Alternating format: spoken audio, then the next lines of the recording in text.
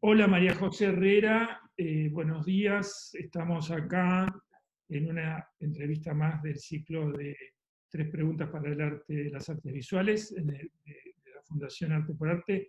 Hola María José, ¿cómo estás? ¿Cómo anda ¿Qué todo? tal? Un ¿Bien? gusto verte y un gusto saber que estás trabajando con la Fundación Arte por Arte, que siempre da muchas satisfacciones. Seguramente, sí, la verdad que sí. ¿Qué tal tu conejo? Está durmiendo la siesta, me has dicho.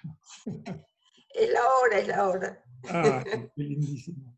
Bueno, vamos a las preguntas para no demorar a nuestra audiencia.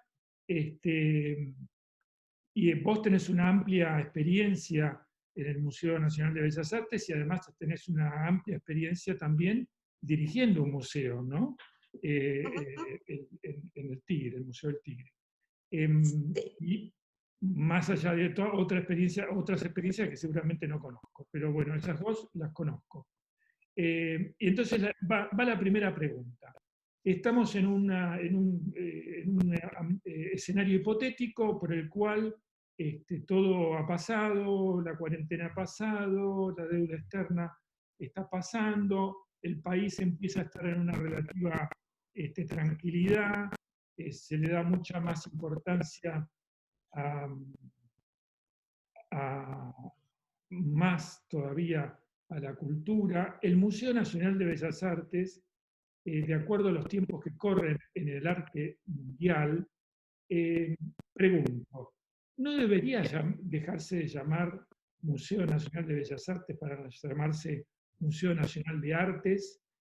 ¿Y no debería estar enclavado en un lugar que no fuera, que no tuviera esa densidad simbólica que todavía arrastra, ¿no? De templo, de ese lugar con columnas y escalinatas al que hay que subir con cierto respeto, ¿no? ¿No habría que abrirlo más a la comunidad? ¿Qué opinas?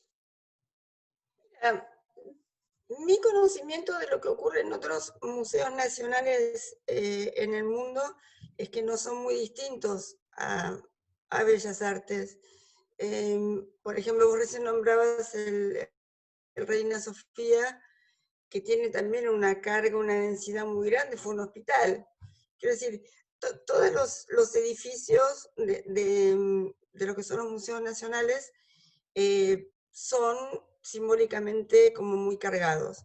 En el caso de Reina Sofía es un museo nacional de arte moderno y contemporáneo, que Bellas Artes no es. Claro. Entonces, ahí hay como una diferencia en cuanto a los modelos y en cuanto a la accesibilidad respecto de la gente.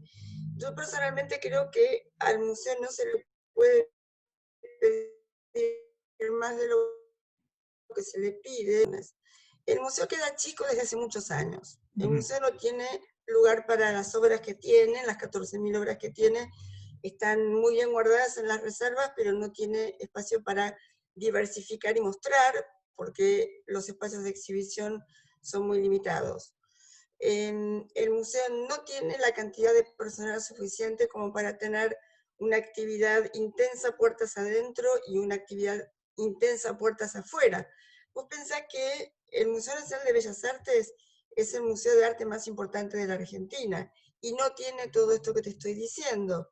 O sea, logra hacer las cosas que hace con muchísimo esfuerzo, con el aporte de la nación, por supuesto, y de una asociación de amigos, pero para que realmente pudiera funcionar bien, tendría que tener el triple del personal y el triple del espacio de exhibiciones. Entonces yo, digamos, si estamos haciendo una prospección, no creo que en 5 años lo tenga, ojalá, digamos, el proyecto de expandirlo, de tomar parte de distintos edificios aledaños, el Palais de Gracia en un momento, ATC en el otro, fue algo que se habló y que por razones políticas, supongo, no se han podido concretar, pero el museo necesita, para poder tener más llegada a la comunidad y para poder tener más llegada a la comunidad científica a la cual teóricamente tendría que liderar esa alianza entre el museo y Claro. la universidad, que es muy difícil de lograr y que también esa alianza entre la ciudad y el museo también es difícil de lograr. Yo tengo un ejemplo muy claro de cuando yo trabajé por un año en la National Gallery en Washington, D.C., y junto con lo que yo estaba investigando y trabajando, teníamos como un seminario semanal en el que nos hacían conocer las distintas secciones de la galería. Una de las secciones era los que buscaban fondos. Los que buscaban fondos, que no son el Board of Trustees, o sea, no son específicamente ese board que se forma con ciudadanos notables que aportan, sino otro, lo que serían relaciones institucionales en cualquier museo, y que tampoco son los amigos del museo, sino los que desde el museo buscan plata, eran 18 personas. Había 18 personas afectadas a esa tarea. En Bellas Artes eso no existió nunca. La Asociación Amigos es una institución creada y formada para asistir al museo, pero no tiene en realidad necesariamente las necesidades, ni tiene por qué responder a todas las necesidades del museo, sino que esa es una negociación entre las autoridades y la asociación. Entonces, digo, en nuestro país no puede tener todavía, ni dentro de 5 años, esas grandes instituciones a las que vos te referís en Europa. No hay la situación económica, no hay la situación de conciencia profesional.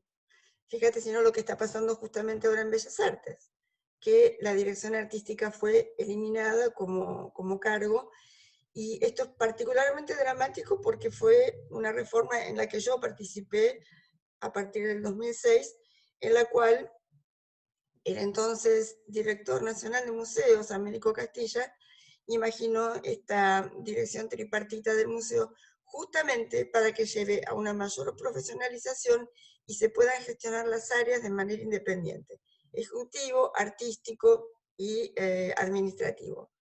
Y hoy se elimina ese cargo. ¿Eso qué significa? Un retroceso enorme, es un retroceso enorme, y sobre todo es un pasar por encima de decisiones que se tomaron de manera democrática con un concurso. Yo fui jurado de ese concurso y doy fe que el perfil se elaboró para que fuera posible que una persona liderase el conocimiento sobre las áreas técnicas del museo. Claro. Estamos en una situación muy grave, entonces creo que más que pedir que se expanda, hay que pedir que el museo asuma una institucionalización de tipo profesional. ¿Querías preguntarme algo? Es una locura que en un museo de arte no haya un director artístico, es como un contrasentido. Es un contrasentido.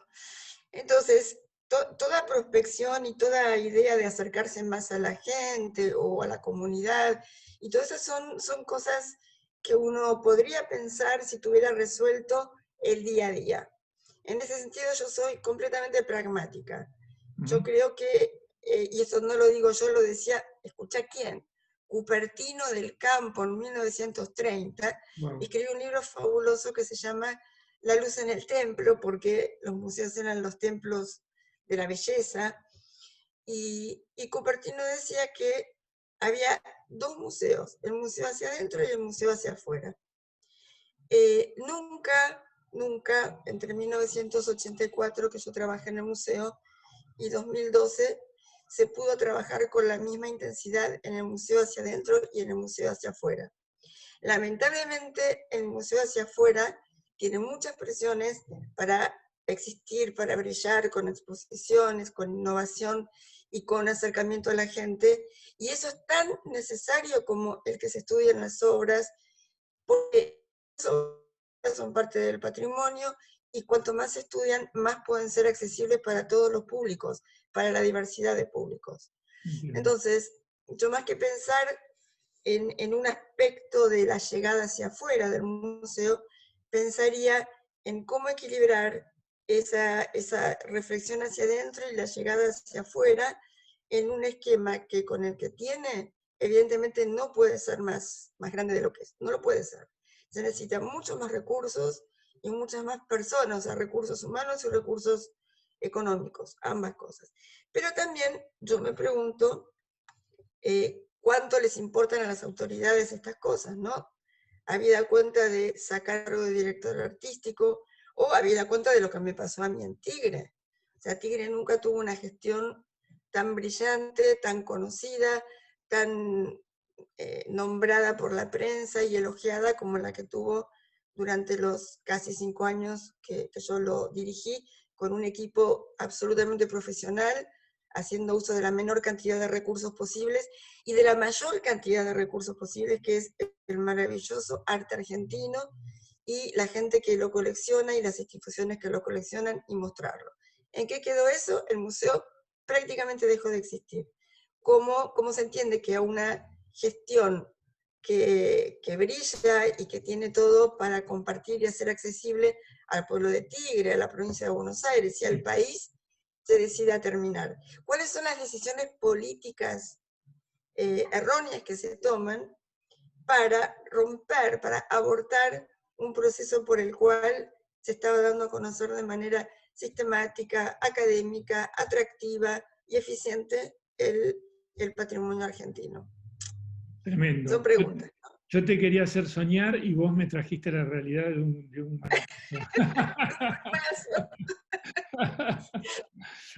Bueno, no son tiempos muy soñadores estos, no, convengamos. no, a ver, vamos a la segunda pregunta que ahora vos me pones un poco en duda, ¿Cómo me pero imagino la curaduría?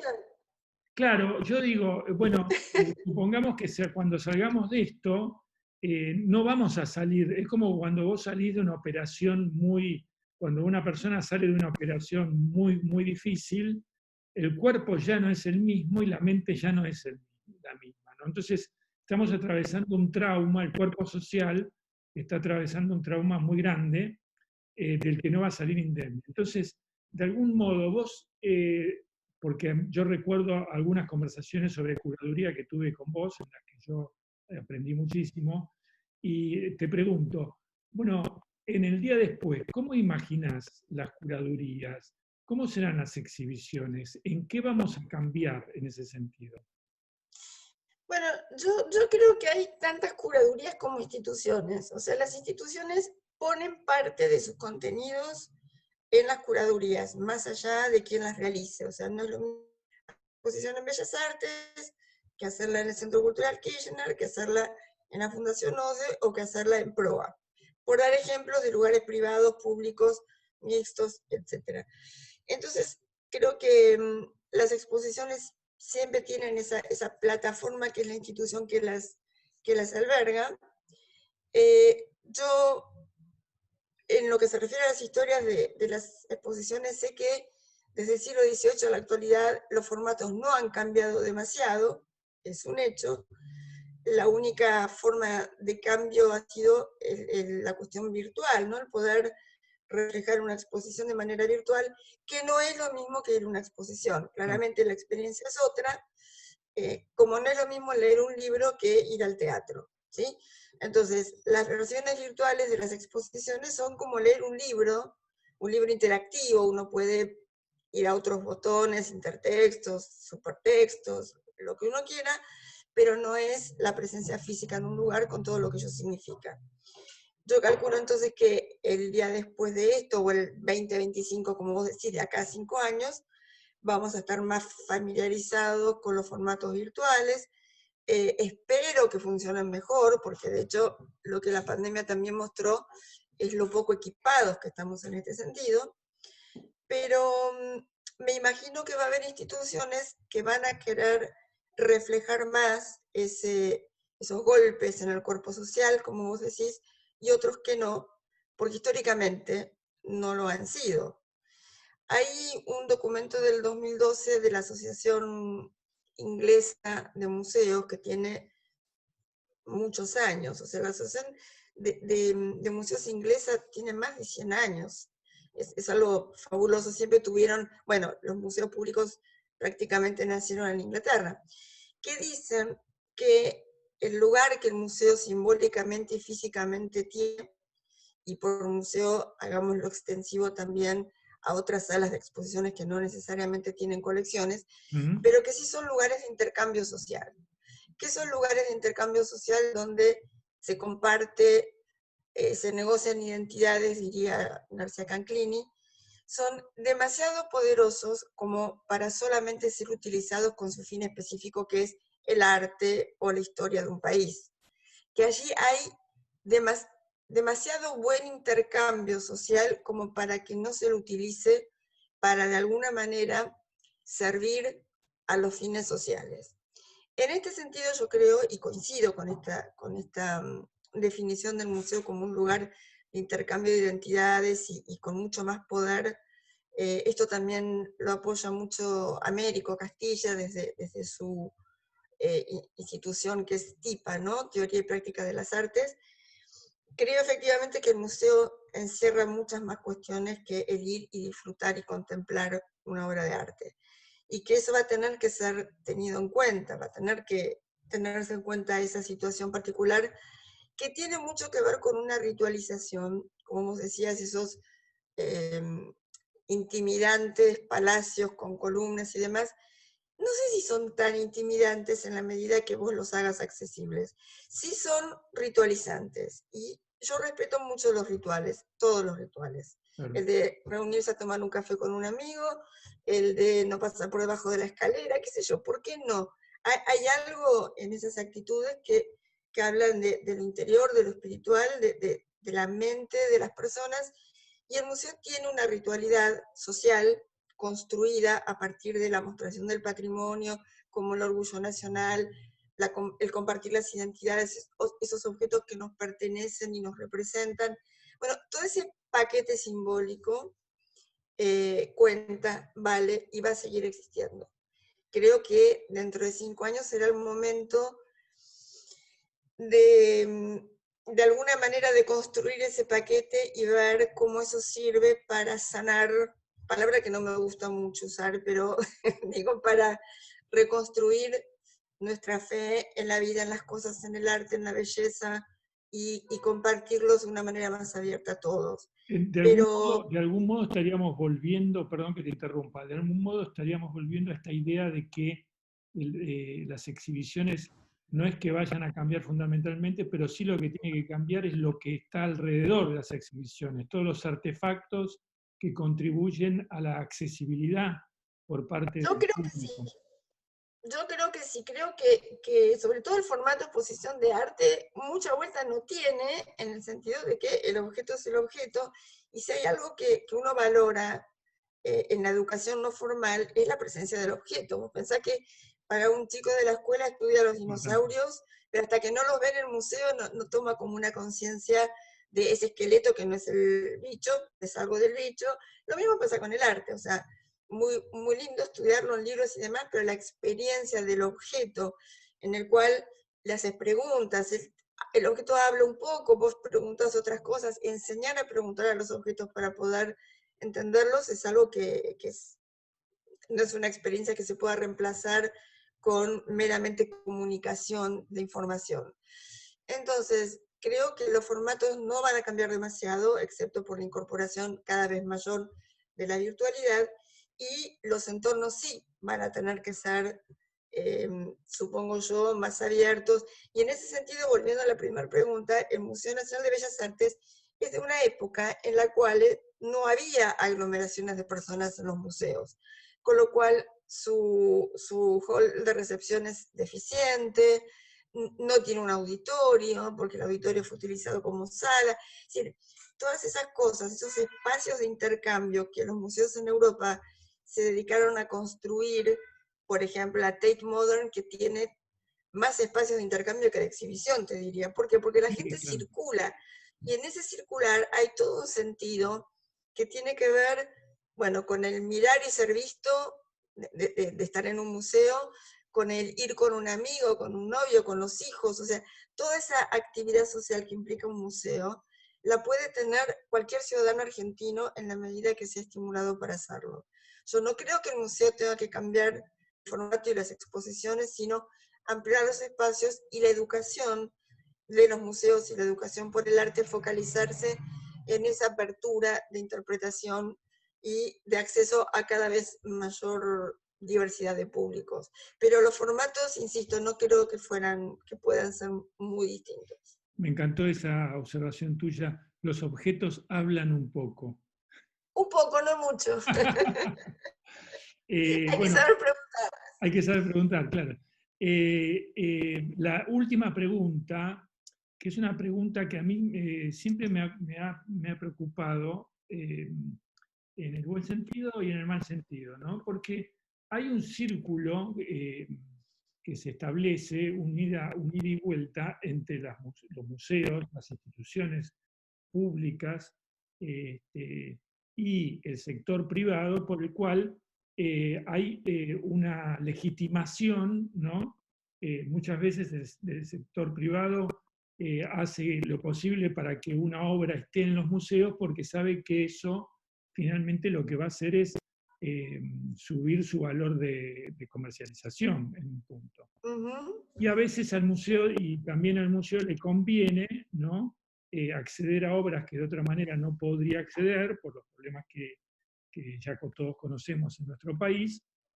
Entonces se establece este vínculo entonces, entre el sector privado, las galerías, los coleccionistas y el museo, que juega un poco el rol de legitimador de determinados objetos.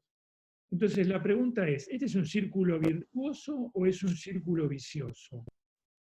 Por el Bueno, cual se puede incurrir en la legitimación de obras que no lo merecen, de repente. no, por supuesto. A ver, ese círculo es el sistema del arte, ni más ni menos. Hay muchos círculos dentro de ese.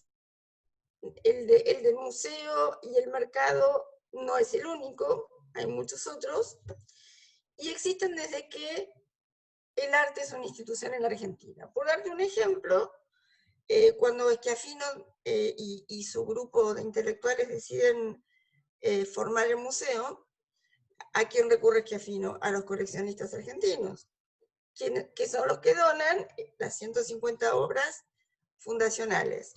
¿Cuál es entonces lo que los coleccionistas piden a cambio? Figurar, o sea, colección tal y tal, colección tal y tal. O sea, esa cuestión de la distinción en términos de Bourdieu del coleccionista que tiene el gusto, el hábitus y demás, es como un funcionamiento social de ese sistema del arte del cual no podemos evadirnos, naturalmente. De todas maneras, yo creo que en la medida que haya una mayor profesionalización en los museos, el peligro de que ese círculo sea no virtuoso disminuye. Cuando los que toman las decisiones de adquisiciones o de exposiciones son personas que no tienen el know-how de la profesión, está mucho más expuesto a equivocarse o a cometer lo que tiene un nombre que es el conflicto de intereses. El conflicto de intereses existe, no es una metáfora, y tiene que ver con hacer lo que no se puede. O sea, un director de un museo no puede favorecer una galería o a un coleccionista porque es amigo, y sí puede consultar, pedir obras a un coleccionista, a una galería, porque esa colección o esa galería tenga las obras que se necesitan para una exposición desde el punto de vista del contenido, desde el punto de vista académico. Entonces, el límite va en la ética. O sea, ese conflicto de intereses habla de una situación ética que uno tiene que tener cuando gestiona un museo o cualquier institución. O sea, yo le puedo pedir lo que quiera a quien quiera dentro de ese sistema. El tema es que lo que yo estoy haciendo esté basado en verdaderos valores artísticos, valores históricos, y no en una negociación de vanidades, veleidades o dinero, lo cual es aún peor. Claro. Creo que durante muchos años, y yo esto lo vi, por ejemplo, cuando yo ingresé en el museo en los 80s, era como mala palabra consultar a las galerías, o sea, todo el mundo pensaba como desde una postura muy, yo diría, prejuiciosa, no, ¿cómo le vas a pedir una galería? Quiere decir que estás haciendo una promoción comercial cuando el museo no tiene un interés ni puede tener un interés comercial. Y no es así, yo creo que esto ha cambiado en los últimos años. Las galerías son mucho más profesionales en el sentido de que no tienen cualquier cosa, tienen y estudian lo que tienen, contratan a profesionales para que le den el sentido de interpretación a los objetos que tienen, y los museos también.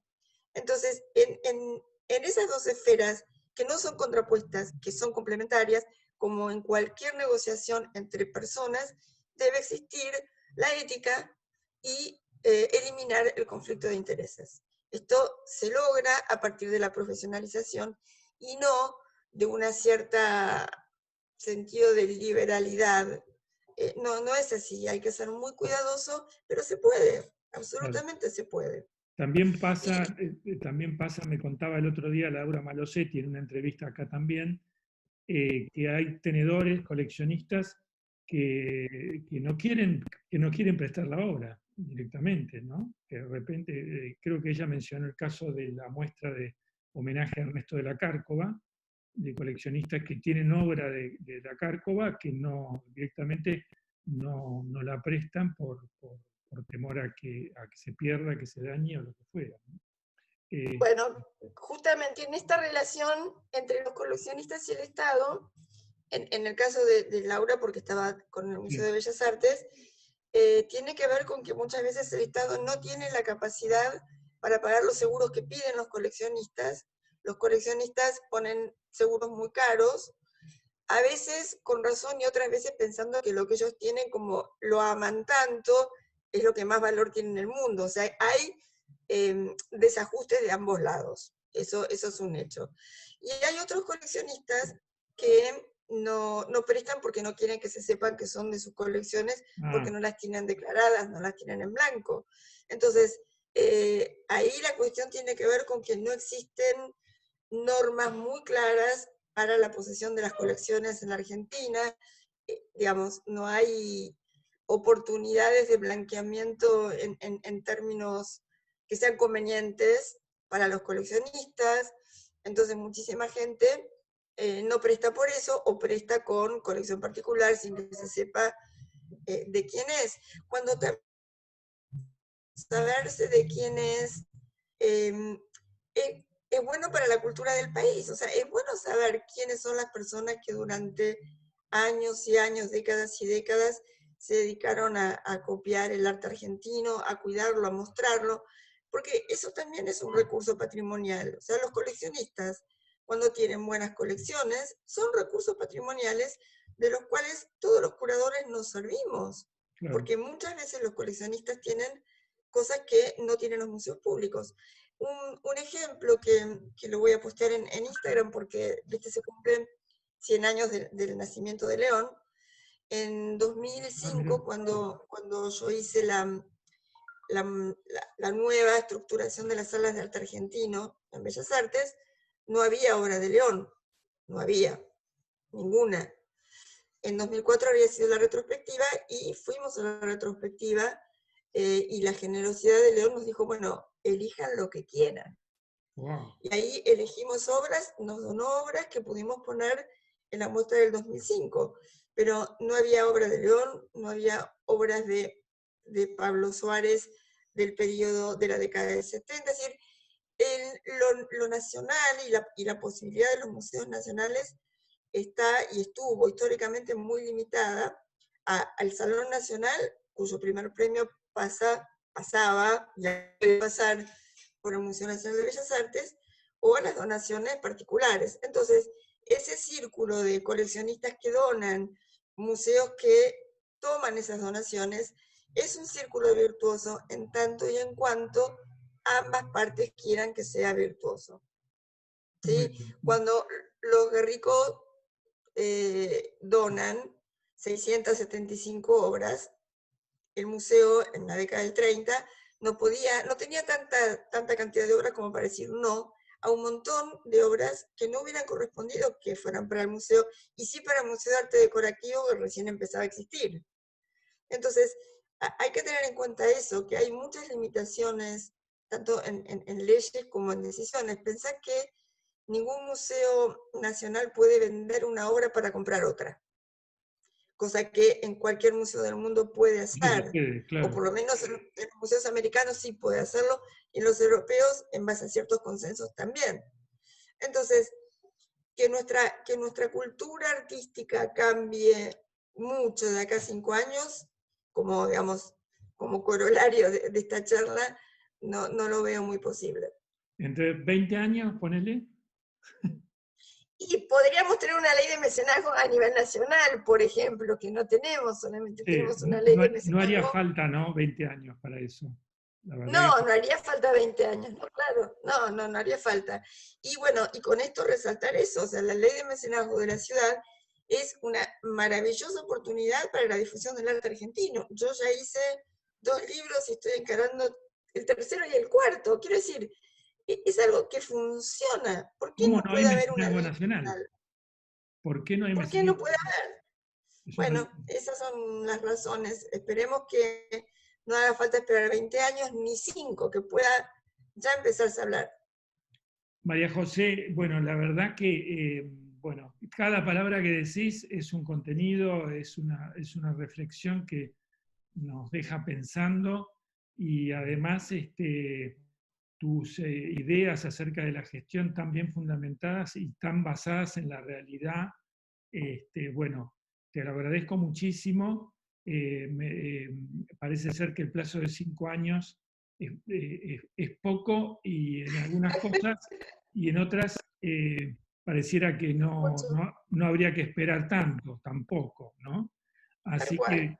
que te agradezco enormemente la oportunidad que nos das de entrevistarte y esperemos que, bueno, que prontamente, por un lado, te pueda ver personalmente, tomarnos un café, y ojalá que en algún momento, que yo creo que no tenés ningún interés, que vuelvas a la función pública para el bien de toda la comunidad.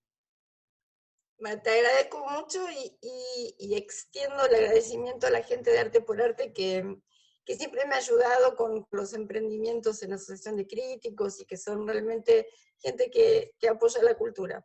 Muchas gracias, Daniel.